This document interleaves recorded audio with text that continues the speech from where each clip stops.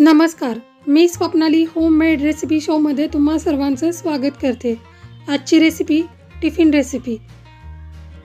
आज आपण डाळ वांग्याची भाजी कशी बनवतात ते पाहणार आहोत। वांग्याच्या भाजीचे खूपच प्रकार असतात। भरलं वांग, वांग्याची डाळ वांग, बटाटा वांग, त्यामधीलच एक डाळ वांग आहे।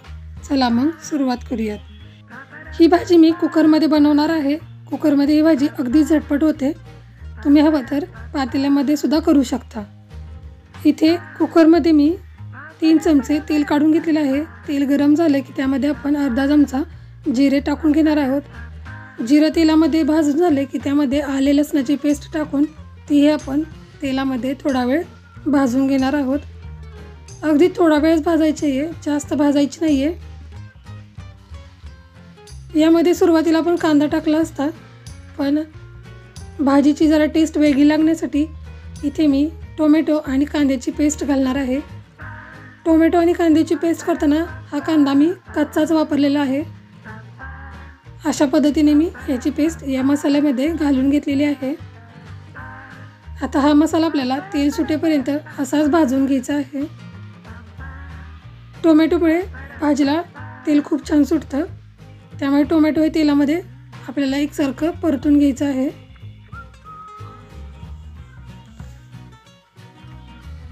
कोणतीही भाजी बनवताना मसाला तेलामध्ये खरपूस असा भाजला की ती भाजी चवीला खूपच छान लागते।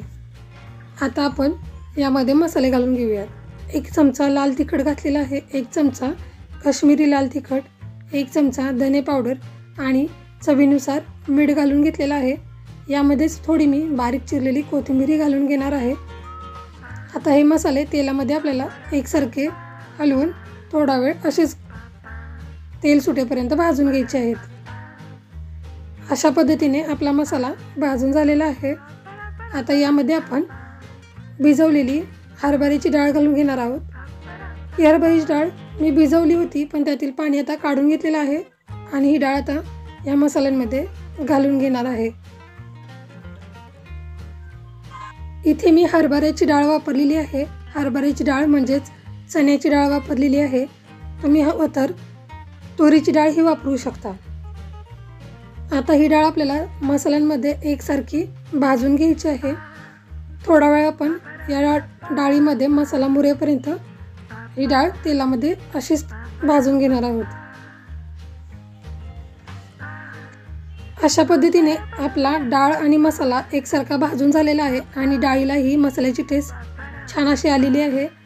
आता आपण यामध्ये वांग्याचे 2 काप केलेले आहेत आणि ते अशा आकारामध्ये कट करून घेतलेले आहेत। ती वांगी तेलामध्ये घालून सर्व मसाले आणि वांगी एकसारखी मिक्स करून घेऊयात। मसाला आणि वांगी तेलामध्ये एकसारखी मिक्स झाली की त्यामध्ये आपण 1 ते 1.5 ग्लास पाणी घालून घेऊयात। तुम्हाला हवं तर तुम्ही थोड्या प्रमाणात पाण्याचा वापर करू शकता। इथे मी 1 ते 1.5 ग्लास पाणी वापरलेलं आहे। आता मसाला आणि वांगी पाण्यामध्ये एकसारखी मिक्स करून घेऊयात। हे डाळ वांग चवीला खूपच छान लागतं आणि आपल्या तोंडाची चव ही खूप वाढवतं।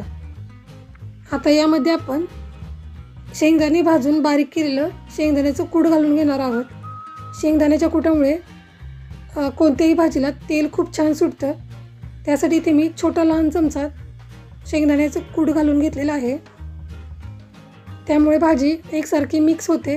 यामध्ये आपण कांदा लसूण पेस्ट वापरलेली आहे, तरीही आपण आणखी थोडी टेस्ट वाढवण्यासाठी इथे शेंगदाण्याचं कूट वापरलेलं आहे आणि थोडी बारीक चिरलेली कोथिंबीर घालून घेतलेली आहे।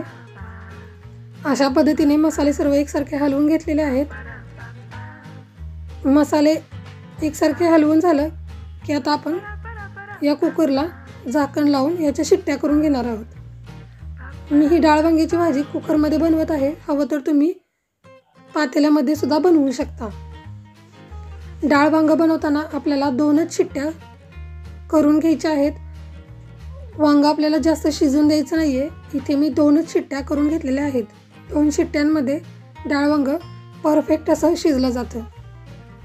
आता हे वांग मी तुम्हाला कसं झालेलं आहे ते तुम्हाला दाखवते। अगदी छान झालेलं आहे आणि दिसतानाही खूप छान दिसत आहे आणि याला तेलही खूप छान असं सुटलेलं आहे. आता एका बाउलमध्ये आपण हे डाळ वांग काढून घेऊयात. परफेक्ट असं जास्त पाणी नाही, कमीही पाणी नाही, अगदी चपाती भाकरी सोबत खाण्यासारखं हे डाळ वांग तयार झालेलं आहे. आता यावरती थोडी बारीक चिरलेली हिरवी कोथिंबीर घालून घेते आणि खाण्यासाठी डाळ वांग हे अगदीच तयार झालेलं आहे. दिसताना याचा रंग खूपच छान दिसत आहे आणि वांगही आपलं परफेक्ट असं शिजलेलं आहे. आजची ही टिफिन रेसिपी डाळ वांग तुम्हाला कसं वाटलं ते मला कमेंट करून नक्की सांगा.